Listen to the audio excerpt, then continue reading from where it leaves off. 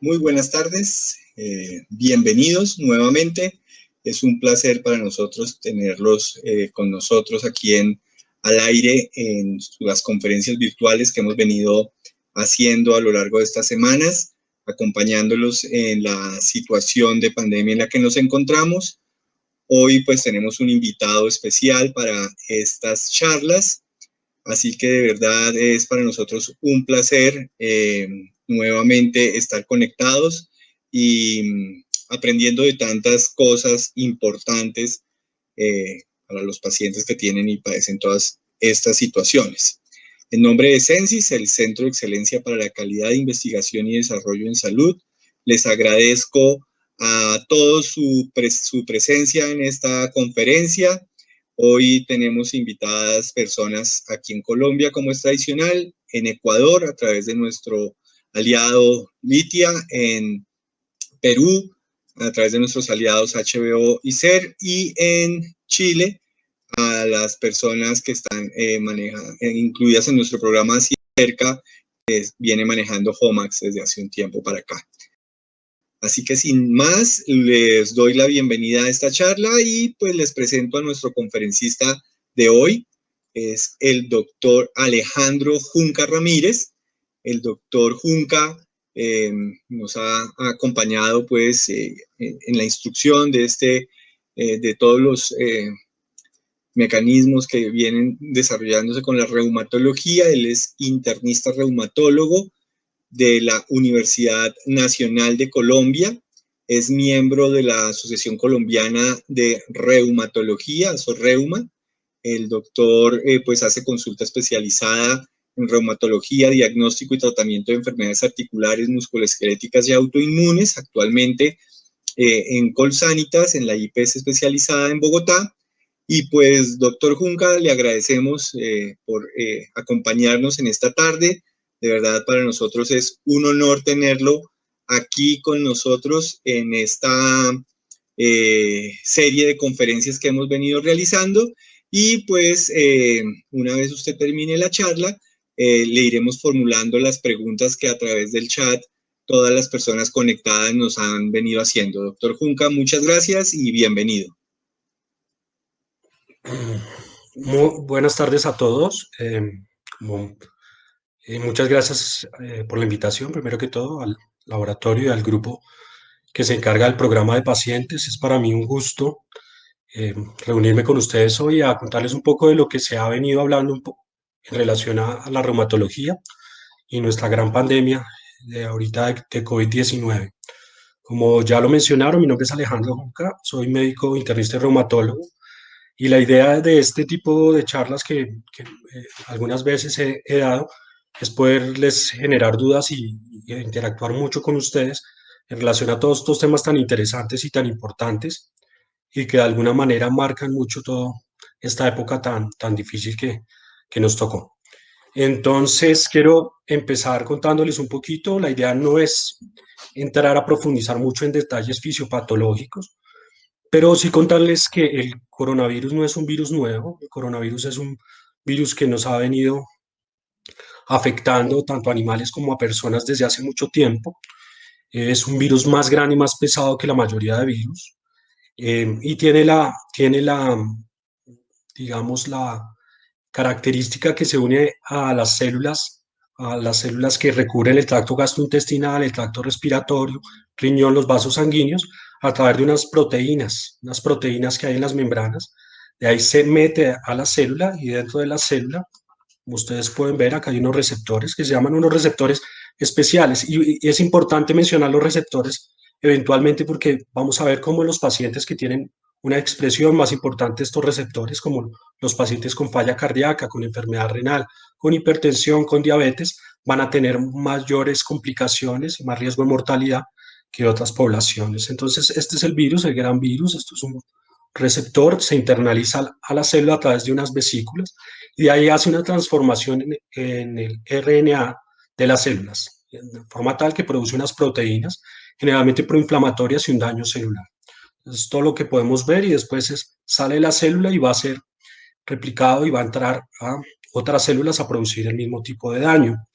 Como les mencionaba, no es un virus nuevo. Tenemos conocimiento de tres grandes epidemias. Esta última es una pandemia. La primera más o menos en el año 2002-2003. Eh, Fue el eje de la epidemia fue el sureste asiático, y vemos como para esa época hubo 8.096 enfermos. También hubo pacientes en otros países, por ejemplo en Canadá, pero fíjense que la mortalidad fue una mortalidad que se acercó al 10%, 744 pacientes. Tuvimos una para el año 2012-2013 en el Medio Oriente, especialmente en Arabia Saudita. Hubo 2.494 casos y la mortalidad fue de 858 pacientes. Y esto es importante porque vemos que la mortalidad por este coronavirus estuvo cerca del 34 al 35%. En este momento tenemos el SARS-CoV-2, que pues viene del SARS del 2002. Esta también fue en una provincia de China.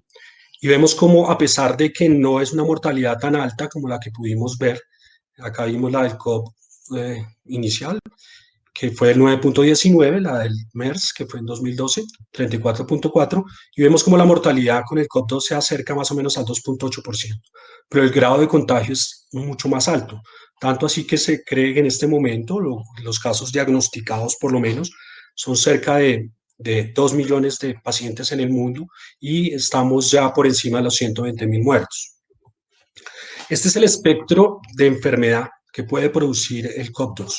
Como pueden ver, un 80% de pacientes pueden tener una enfermedad pulmonar leve, y un porcentaje de ese 80%, más o menos el 20 al 40%, son portadores asintomáticos.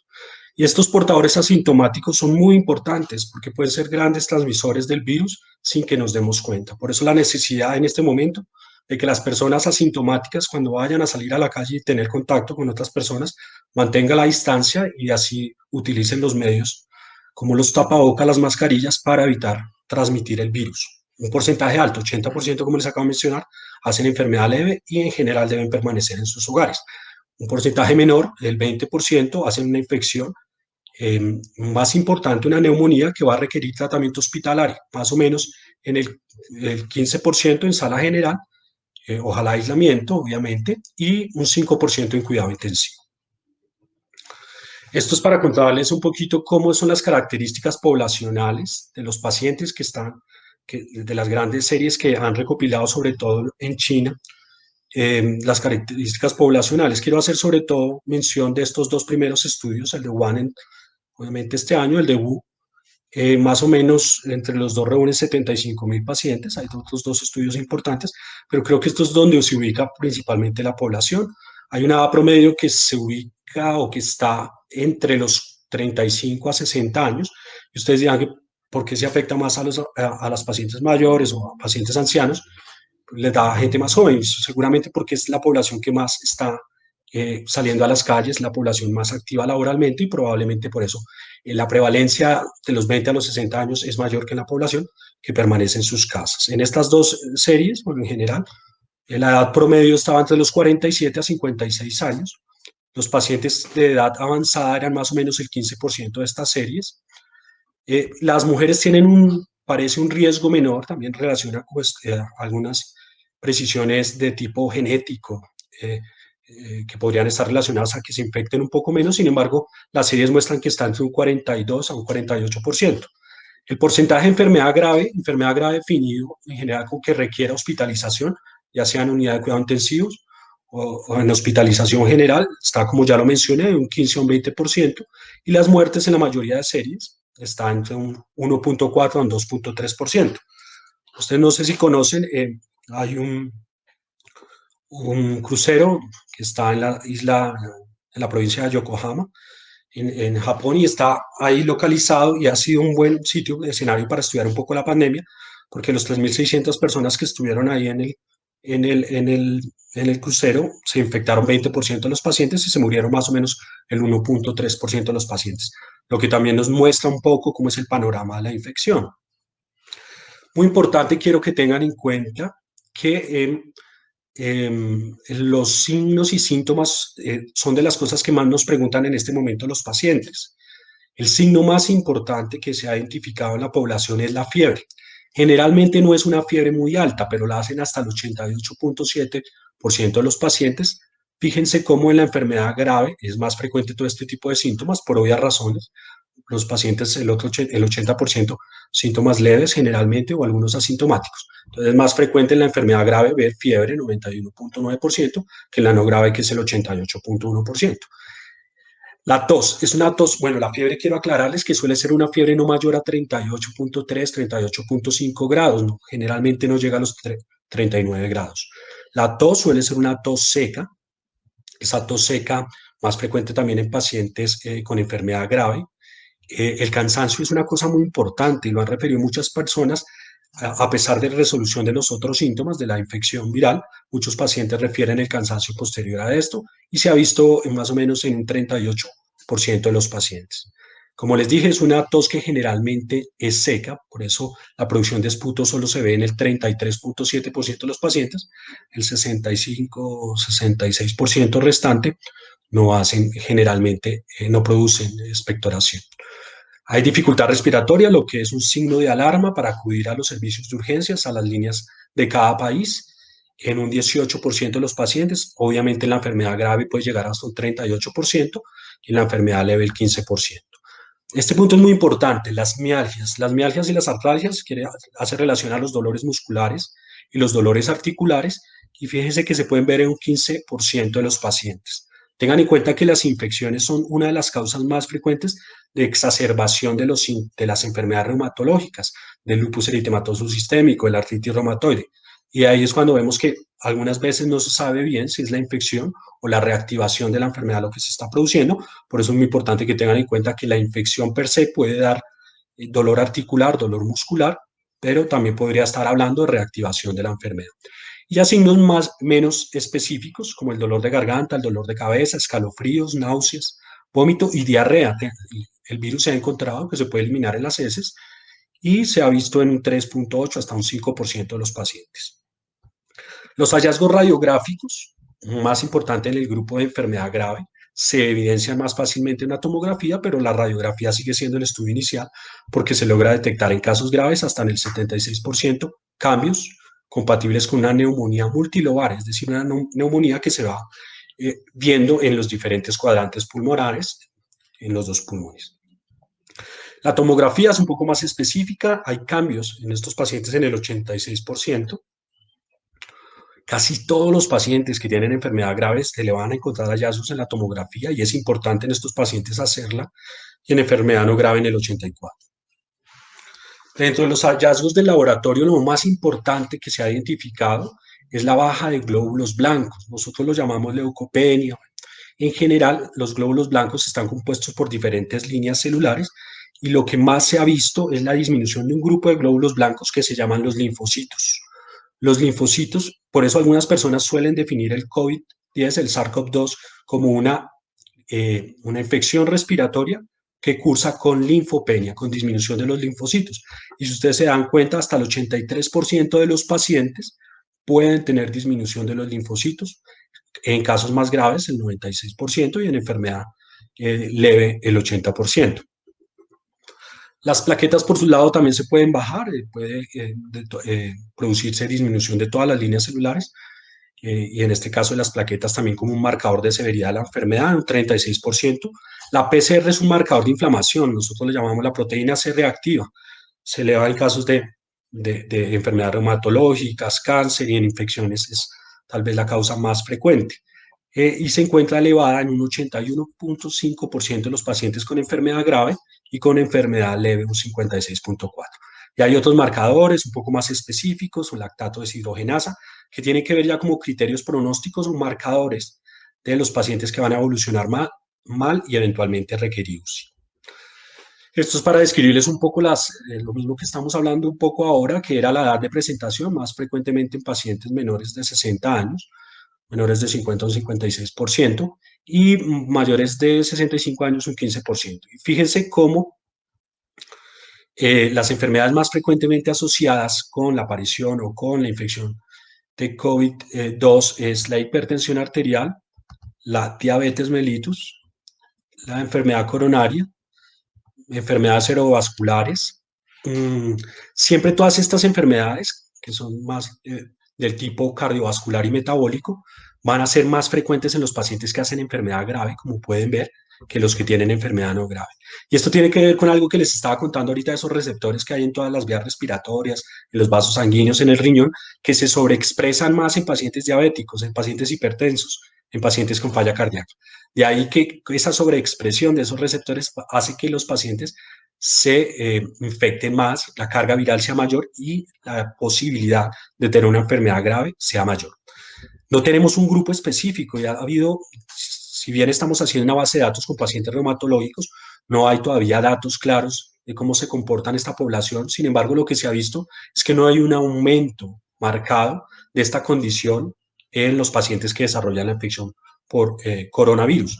Tanto así que, por ejemplo, lo que más podríamos extrapolar de este cuadro con las enfermedades reumatológicas es la inmunodeficiencia que se puede ver por los medicamentos en estos pacientes, los pacientes con enfermedades reumatológicas en un 0.2, pero fíjense cómo se presentó este porcentaje tan bajo en pacientes con enfermedad no grave.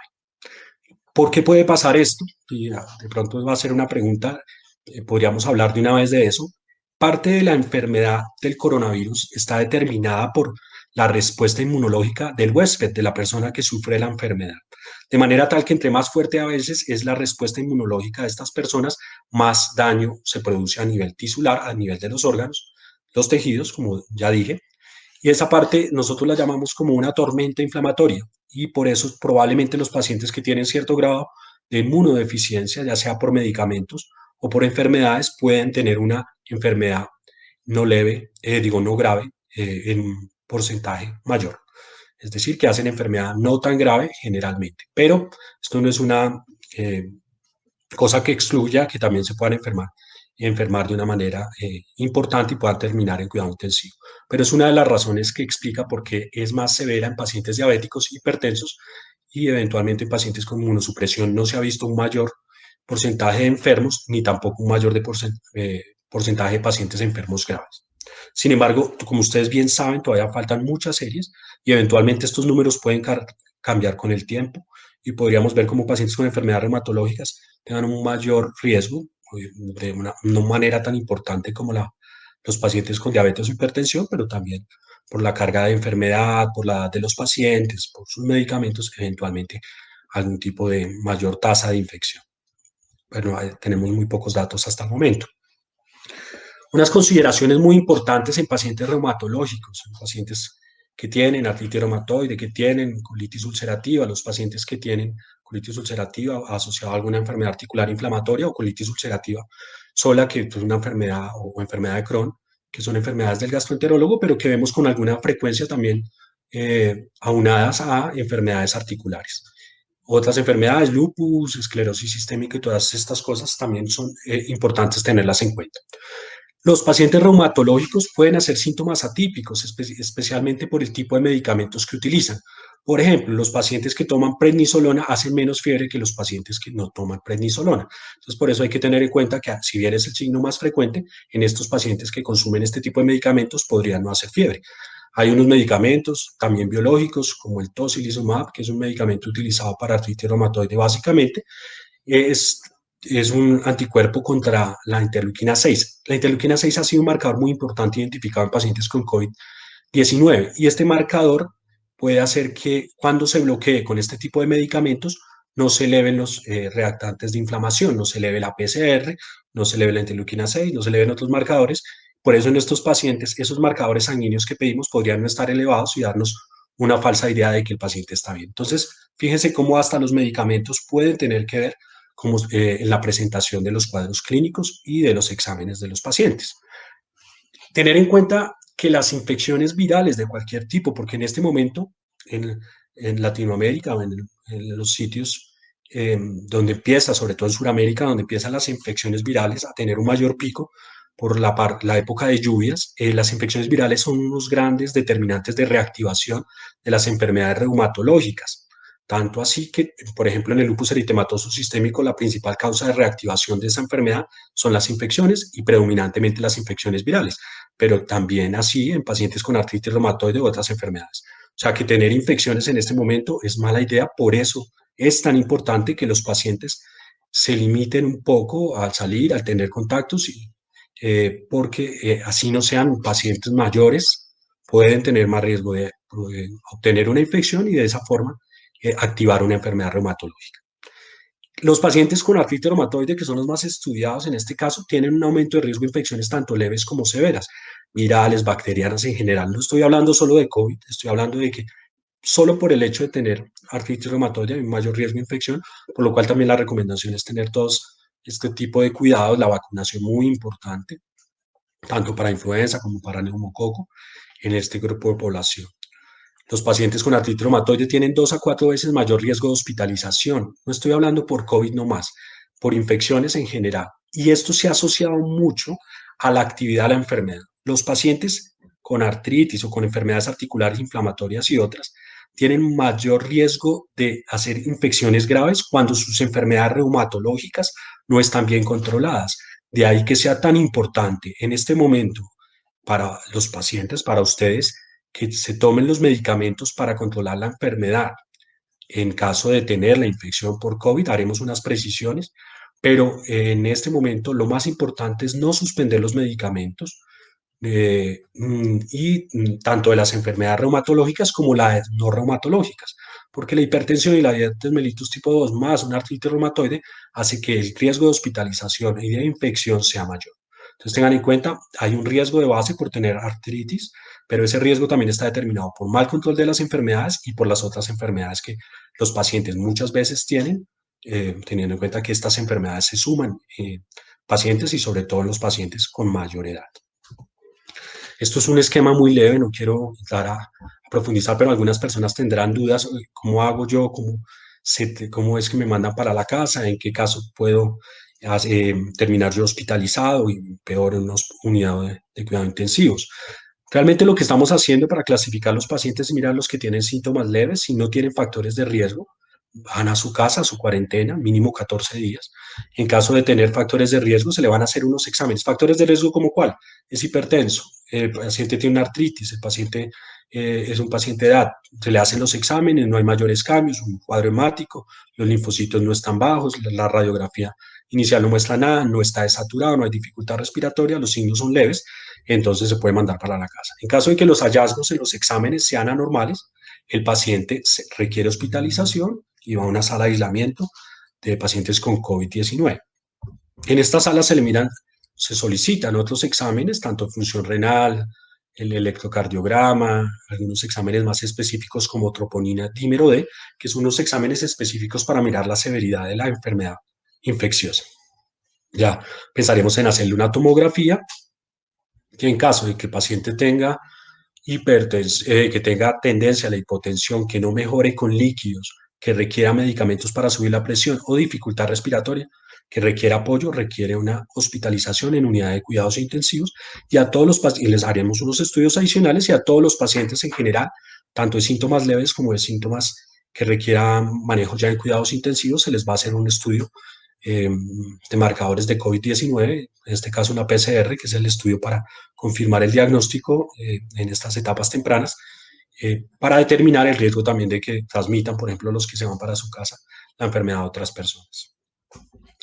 Esto es muy importante porque voy a hablar alguna cosa muy pequeña de medicamentos. Mi idea no es hablarles de tratamiento de COVID porque igual es un poco, es un poco cambiante, además no es el objetivo de esta charla, pero sí quiero que se fijen que estas son la necesidad de cuidado de camas en cuidado intensivo cuando nosotros no tomamos las acciones que nos indican, que nos están recomendando las instituciones de salud, el gobierno, los gobiernos de los diferentes países.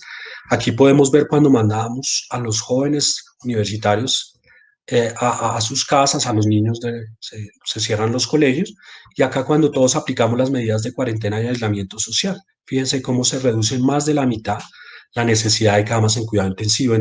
Y tal vez ustedes se den cuenta que he sido muy insistente en las medidas de protección de los pacientes, como lo han hecho muchas personas, como lo están haciendo los noticieros y en general todas las personas de los diferentes gobiernos e instituciones de salud. Muy importante el aislamiento porque desocupamos un poquito o de alguna manera las camas de tanto hospitalización de cuidado intensivo y permitimos en el tiempo que, si bien la enfermedad se va a presentar en muchísimas más personas, no colapsar los sistemas de salud.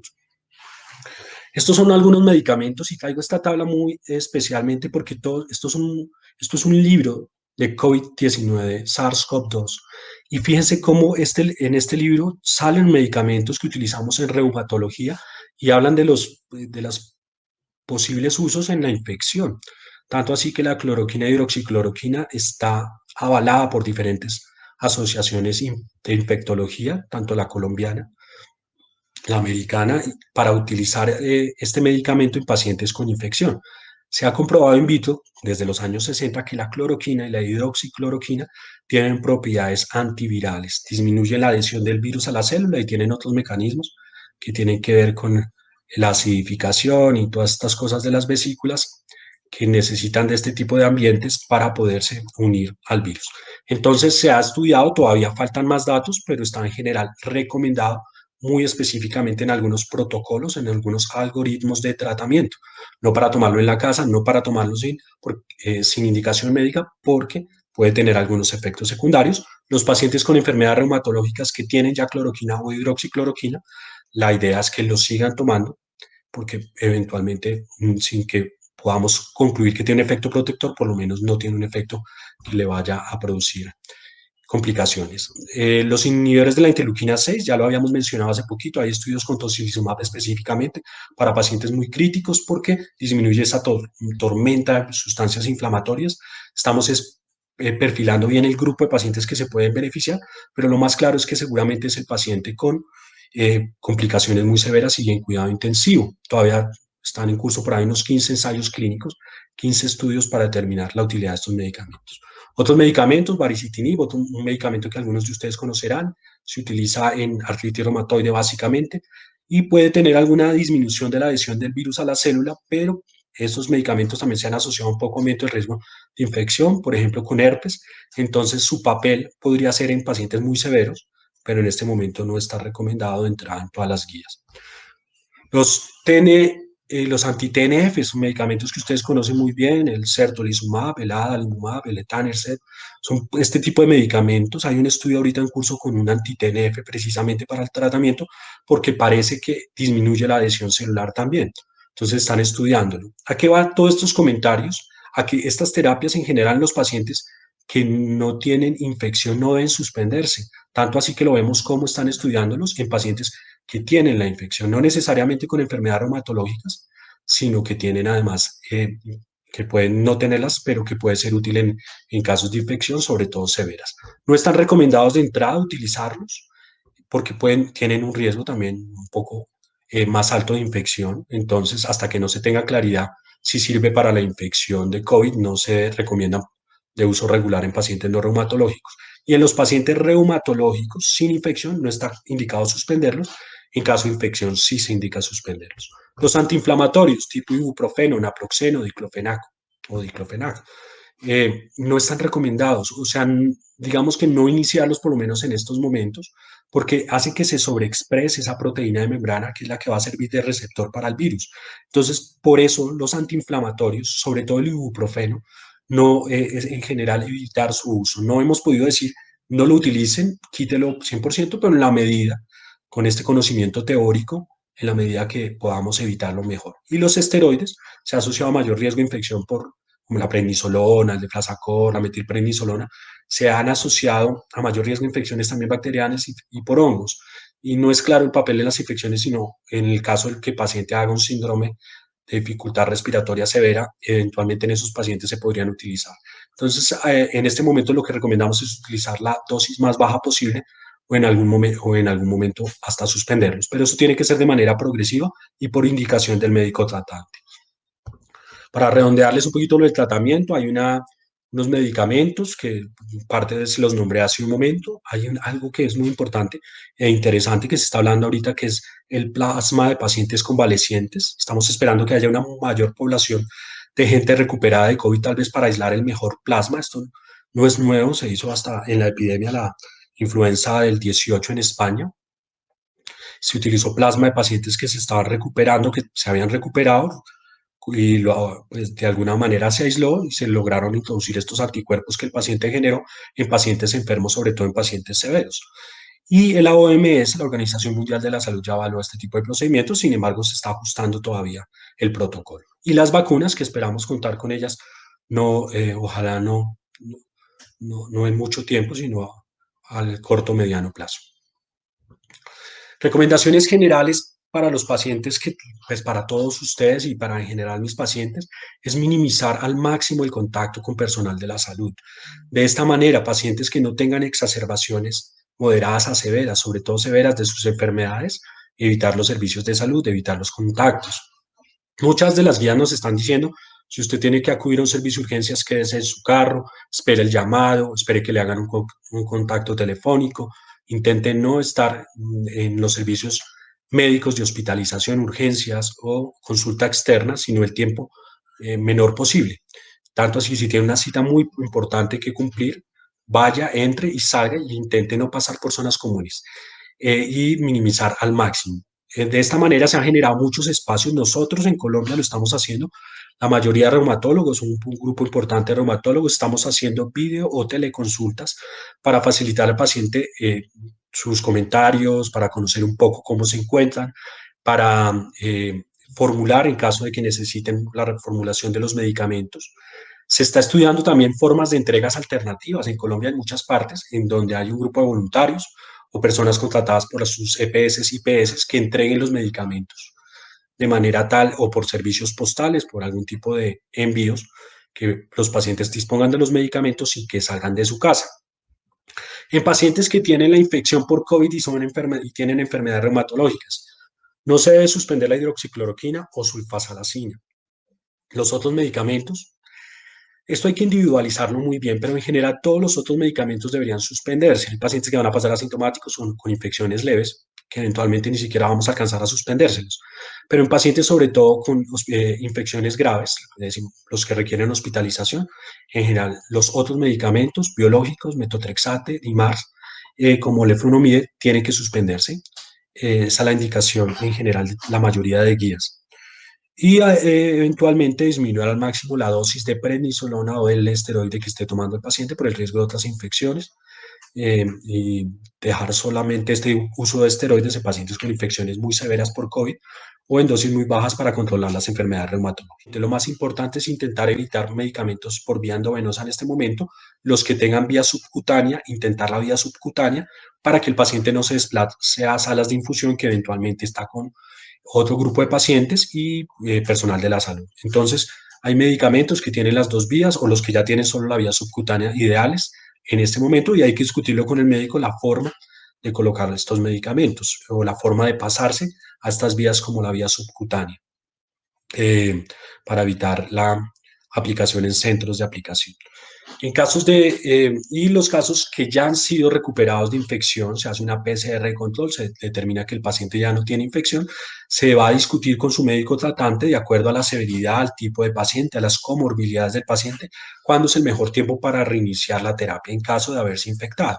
¿Cuándo es el mejor momento? Eventualmente infecciones leves, asintomáticos, 15 días, eventualmente se podría reiniciar las terapias, pero pacientes que antes requerían hospitalización, 30 días, 45 días. Eso es un número que ha sido cambiante y que los artículos no es preciso, pero es más o menos lo que se ha propuesto.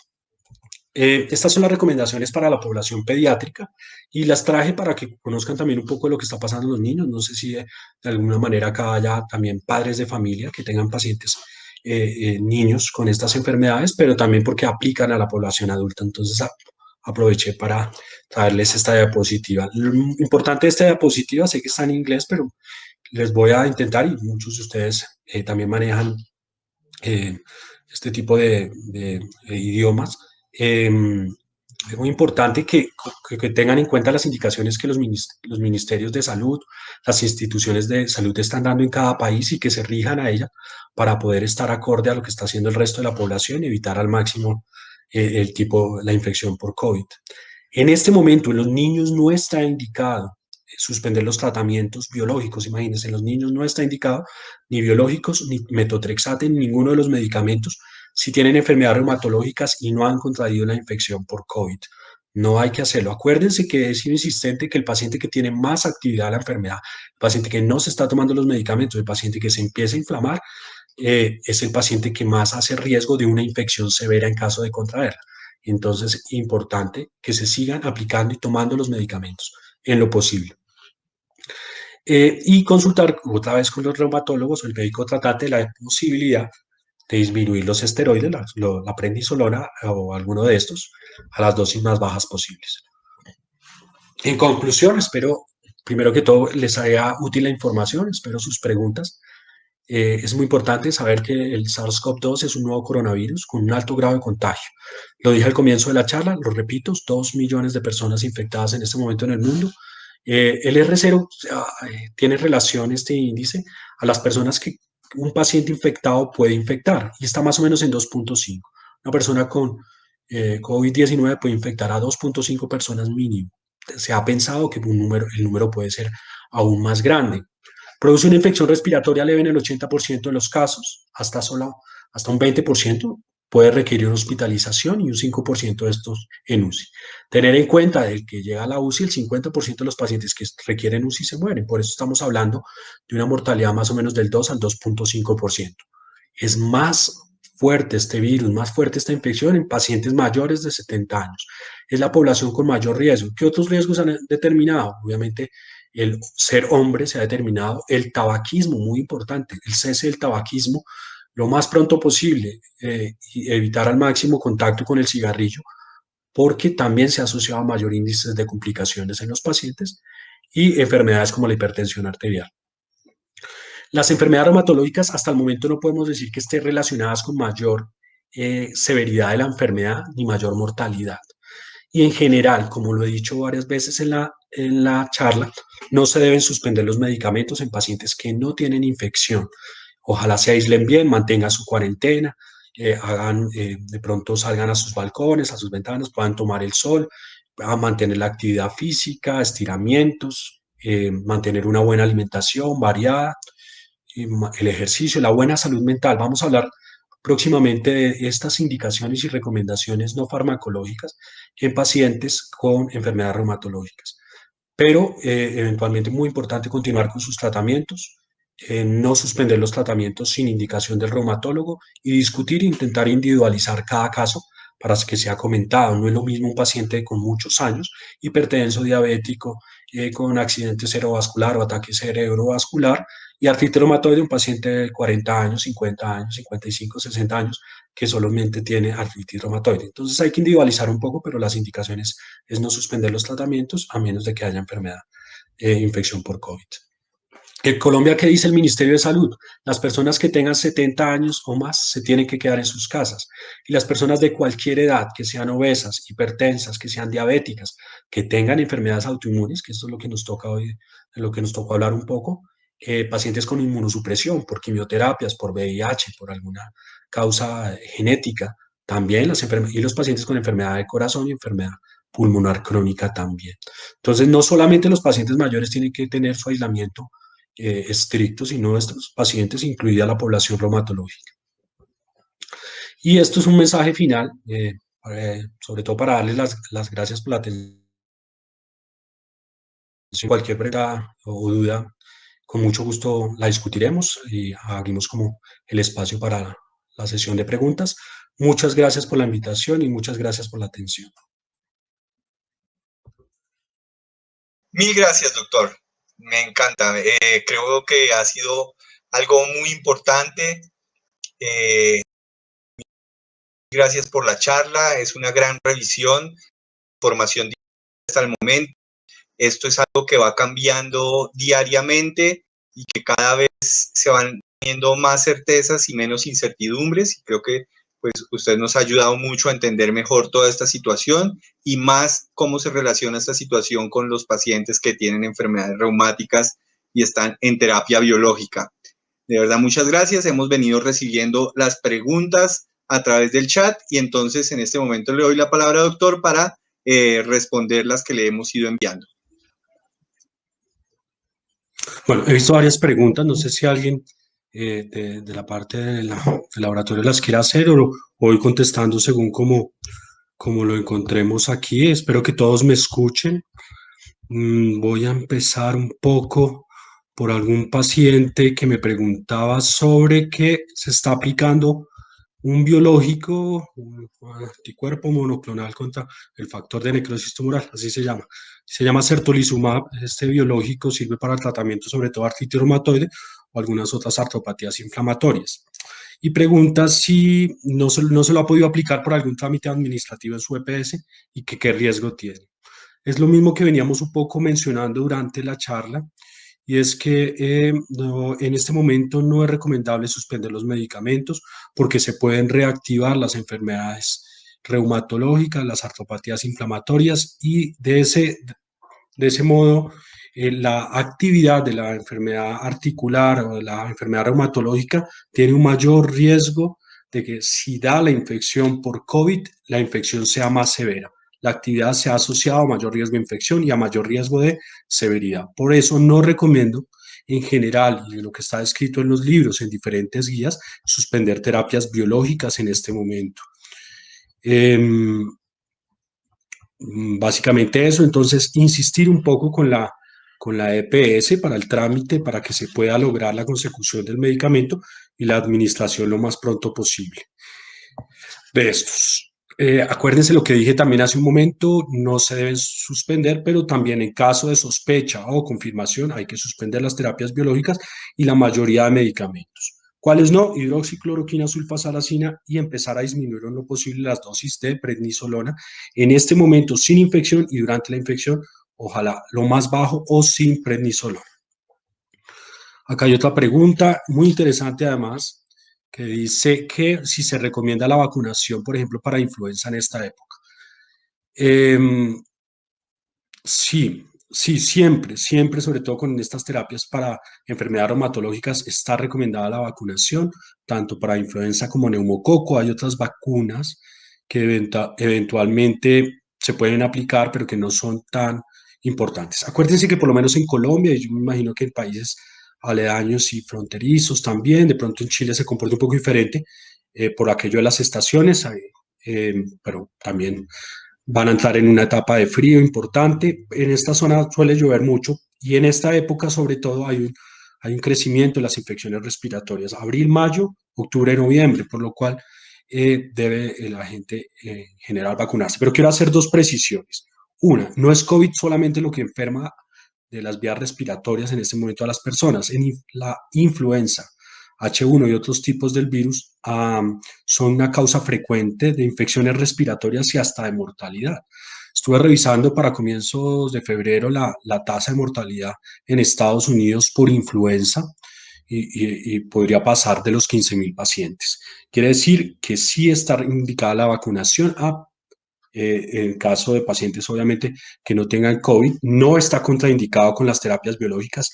No necesita uno suspender la terapia biológica porque ni la influenza se reactiva por terapias biológicas o metotrexato, leflunomide, no se reactiva y eventualmente protegemos a los pacientes. Y muy importante también tener en cuenta, bueno, que el problema de la situación es que la, la posibilidad de vacunarse en este momento es menor. Entonces, si bien está recomendado, hay que limitarlo para evitar la salida de pacientes a la calle, que estén en sitios de salud que puedan aumentar el riesgo de contagio. Entonces, si bien está indicado, en este momento podríamos esperar un poco, lastimosamente, para hacer la vacunación, para evitar salir a la calle y estar en contacto. Dice otra pregunta. Es una paciente que tiene terapia biológica y prednisolona y tiene cambios en el cuadro hemático, se hizo unos exámenes, pero sigue muy activa. Esta pregunta es compleja de alguna manera, quiero decir, sigue muy activa y tiene tratamiento instaurado. Tendríamos que mirar qué otros medicamentos ha utilizado, qué se podría ajustar. Quiero decirles algo importante en este momento, y es que los pacientes que no tienen COVID en este momento, con teleconsultas es muy difícil ajustar los tratamientos, pero hay muchos reumatólogos y médicos tratantes que las conocen o los conocen desde hace mucho tiempo y eventualmente pueden subir dosis o ajustar dosis. Es muy importante acercarse al médico tratante, ya sea por teleconsulta o de la forma que esté determinada por las EPS, para solicitar ayuda para ajustar los tratamientos. no está bien que tengas o que tengan terapias biológicas prednisolona y sigan inflamados. Muy importante por lograr hacer ajustes de estos medicamentos.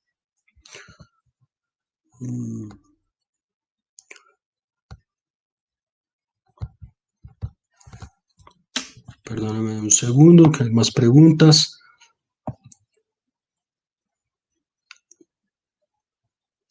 Dice esta pregunta: ¿las personas que tomamos ARABA debemos suspender solo si tenemos infecciones respiratorias o en todos los casos?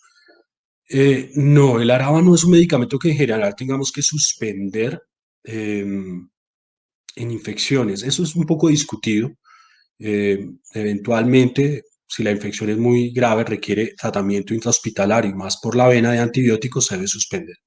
En las infecciones respiratorias en este momento es probable, porque tenemos sospecha de COVID, entonces es probable que si hay infección respiratoria sea mejor evaluarse fiebre persistente o dificultad respiratoria, y eventualmente si estos signos se están presentando o es una gripa que se está complicando, es una gripa, deba suspenderse el eflunomide. Pero en general, si son síntomas leves como congestión o síntomas de otras infecciones, no necesariamente se suspenda, a menos, como ya dije, que requieran tratamiento intrahospitalario para una infección urinaria, para una infección de piel, de tejidos blandos.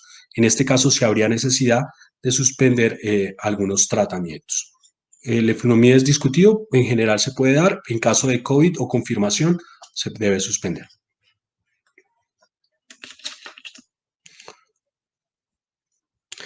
Acá me preguntan sobre el metotrexate. No, en este momento no está recomendado suspender ni disminuir dosis de tratamientos, metotrexate, ni leflunomida, ni sulfasalacina, ni ninguno de estos, si no hay síntomas que sugieran una infección por COVID. Entonces, mi recomendación es no disminuir los tratamientos y menos sin indicación del médico tratante durante la pandemia, a menos de que haya algún síntoma o clínica que sugiera la infección. Miramos aquí un poco más.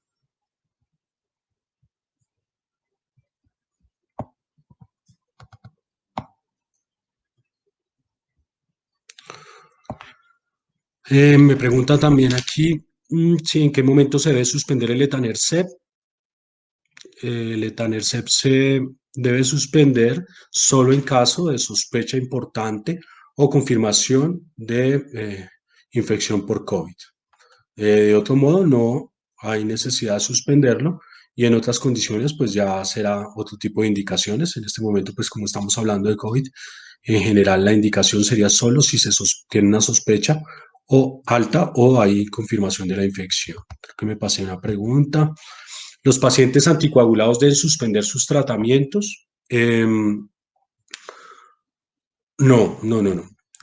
Es una pregunta interesante, puede ser un poco complicada, pero los pacientes anticoagulados deben seguir sus tratamientos, y más aún si no tienen infección por COVID-19.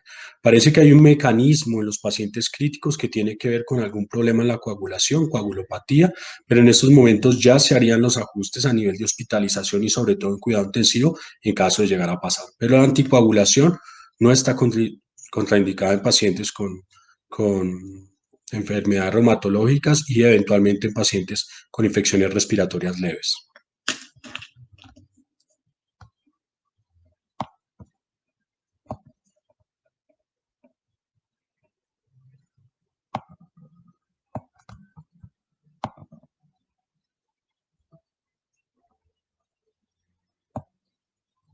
Bueno, muy bien.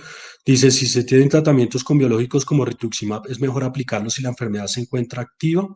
Sí, es una buena pregunta, y si es mejor aplicarlos si la enfermedad se encuentra activa, porque lo que intentamos es disminuir el tiempo que duren ustedes en un sitio de aplicación. Entonces, algunos han recomendado, si la enfermedad no está activa, posponer un poco la dosis del rituximab. Y en otros casos, si está activa, eventualmente una sola dosis del ciclo, que son 2 dosis, como bien conocen, una sola dosis, pero si la enfermedad está activa, probablemente sea mejor las 2 dosis. Es mejor aplicar en caso de actividad, si no se pueden hacer otros ajustes, que no aplicarlo, porque la actividad está relacionada más con la severidad de la infección por COVID.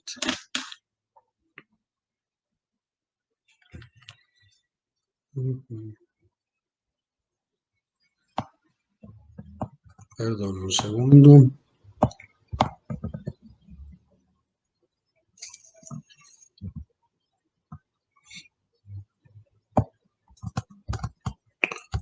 No quiero saltarme preguntas.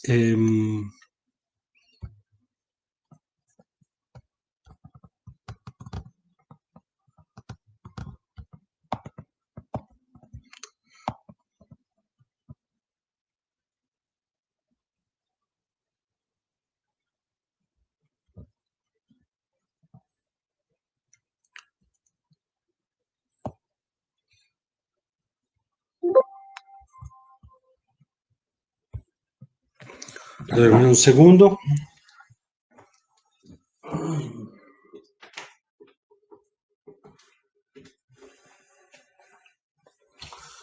Bueno.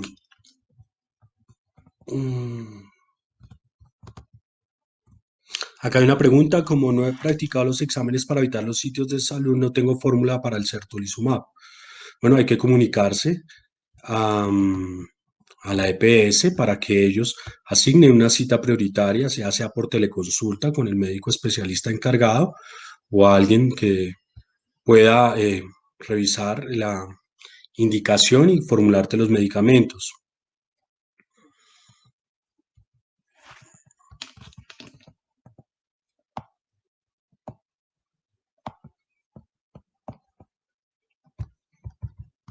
Creo que eso era todo. Alguien me estaba preguntando por... Estoy con periodo de inflamación, que hago todos los exámenes, recibo certolizumab cada 15 días y estoy controlada. He leído que se puede aplicar cada 30 días. Es muy buena esa pregunta, es muy buena como todas, pero me parece que es un tema que no toqué y de pronto sería interesante hablarlo. ¿Qué pasa cuando uno quiere aumentar el intervalo de aplicación de un medicamento? Primero tiene que estar seguro que hay una estabilidad de la enfermedad de unos 6 meses a un año y la forma de poder evaluar eso es haber estado durante en controles y que los exámenes y la parte clínica, tanto inflamación y todas estas cosas, hayan estado controladas. Existe esa posibilidad de disminuir la aplicación eh, a cada mes en caso de tenerlo. Eso es teniendo en cuenta que el certolizumab tiene dos formas de aplicación generalmente. Una que se puede hacer cada 15 días de la mitad, o sea, 200 miligramos cada 12 horas o 400 miligramos cada 30 días. Se puede aplicar cada 30 días, es más o menos lo mismo que aplicar 200 cada 15. Entonces, si estamos hablando de los dos tipos de esquema, va a ser lo mismo. Si no estamos hablando de eso, sino de disminuir la dosis, eso solamente en caso de estabilidad, ojalá mayor a 6 meses, tanto de los exámenes como de los síntomas, y debe hacerse con indicación del reumatólogo tratante.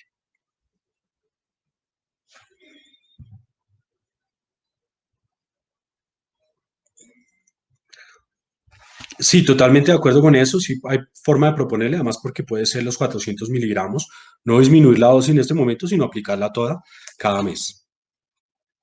Acá hay otra pregunta. Me suspendieron a Limumab por sospecha de rompimiento de cápsulas. TBC en pulmón, me formularon naproxeno. ¿Qué opina?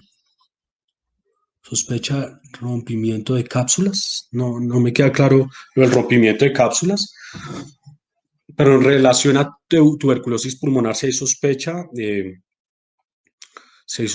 actividad a nivel de pulmón de una tuberculosis, siempre está indicado suspenderlo, tratar tuberculosis, y una vez tratada tuberculosis, sí reiniciar las terapias que sean indicadas.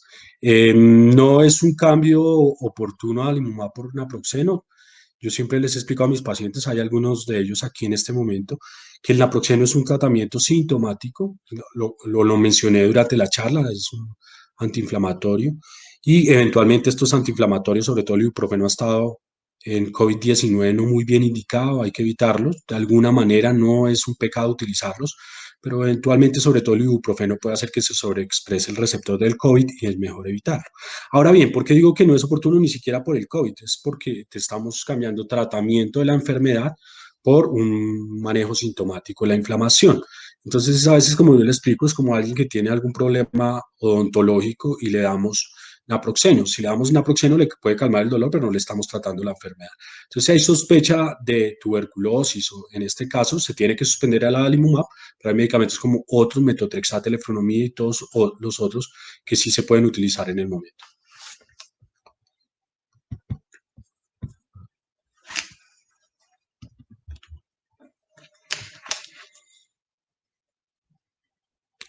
Bueno, muy bien, muchísimas gracias. Creo que es un tema amplio, muy interesante además. Van a surgir muchas dudas. Muchísimas gracias por la invitación. Nuevamente, muchas gracias a todas las personas que participaron, asistiendo, viendo la charla y por sus preguntas también. Muchas gracias. Feliz tarde a todos.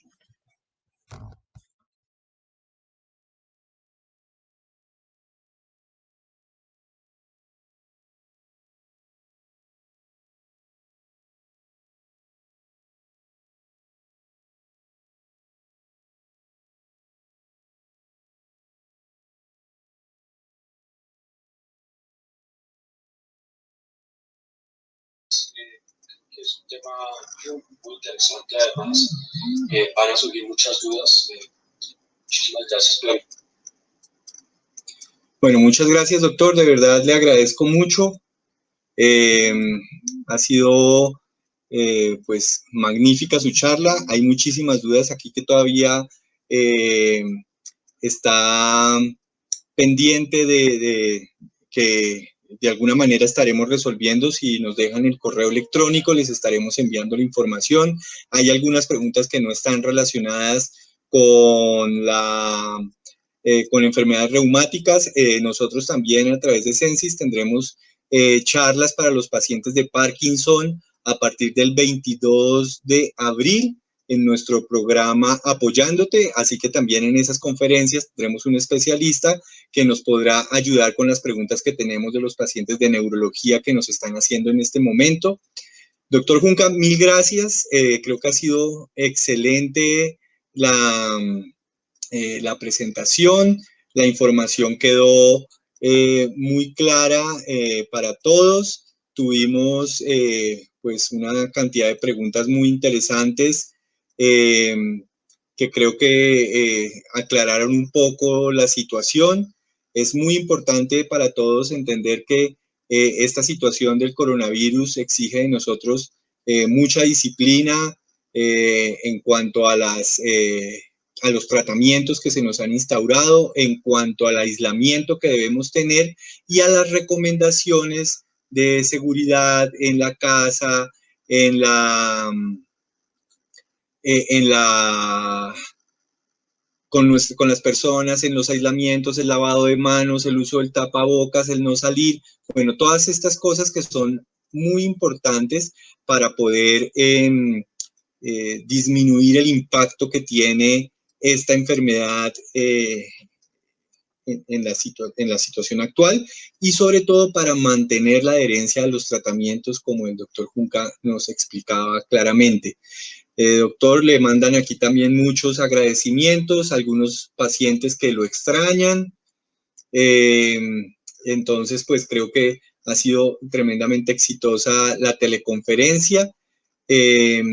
Nosotros pues les recordamos que en nuestra página web pueden ver esta conferencia una vez quede colgada. Están las conferencias anteriores también. Y está el video de aplicación de Certolizumab para que lo puedan consultar y utilizar cada vez que lo requieran. Creo que lo final que tengo que decir, además de volverle a agradecer al doctor Junca, es invitarlos a nuestra próxima conferencia. Estaremos, digamos que el próximo 23 de abril, con la conferencia que el doctor Junca nos hará sobre las medidas no farmacológicas en el paciente con patologías autoinmunes en este momento del coronavirus, en el horario habitual, de las 4 de la tarde para Bogotá, Lima y Quito, y a las 5 de la tarde para Santiago de Chile. El doctor Junca, pues estas preguntas que logramos tener ahorita y que no logró o no alcanzamos a resolver, pues también las tendrá en cuenta para la charla siguiente y pues les agradezco por todo el compromiso y por toda la, digamos, confianza que han tenido en nosotros. Les agradezco por sus agradecimientos que nos hacen llegar a través de los diferentes mecanismos de contacto, ya sea en el chat de esta conferencia o en nuestro chat de la página web de Censis Te Orienta. Estamos pues trabajando para apoyarlos lo más posible. Así que nos vemos en 8 días. Les agradezco mucho. Que tengan una feliz tarde.